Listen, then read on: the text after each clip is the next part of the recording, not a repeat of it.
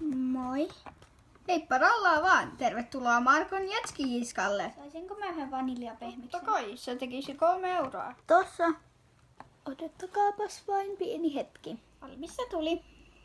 Tuossa teidän jetskinne. Kiitos.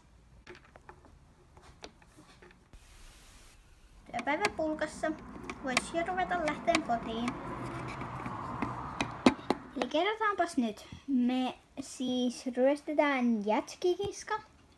Niin, siellä kassassa on paljon rahaa. Ootko se nyt aivan varma? Joo, ei sitä edes suljeta kunnolla. Hyvä on. On messissä. Mä tiesin, että sun voi luottaa.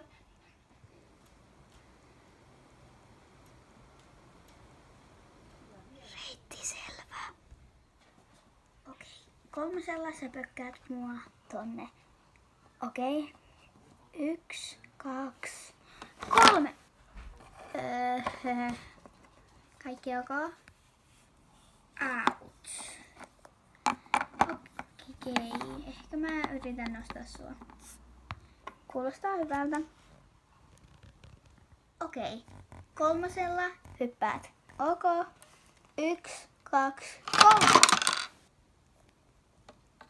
Kaikki ok?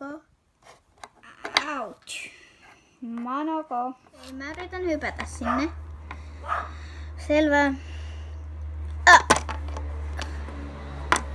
Ouch. Vihdoinkin pääsin. Odotin sua ainakin 10 minuuttia. Oma vikas, kun et auttanut. No, aivan sama. Missä ne rahat on? En mä tiedä. Poncho. Älä sano mua sillä nimellä. Pojat. Oh no. Ihmettä te teette täällä. Tämä paikka ei ole auki tähän aikaan yöstä.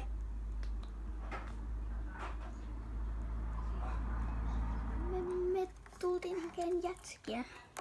Niin, jätskiä ja ampurilaisia. Mastikko. Kyllä. Sen kun otatte ampurilaisenne. Mutta älkää herättäkö minua enää.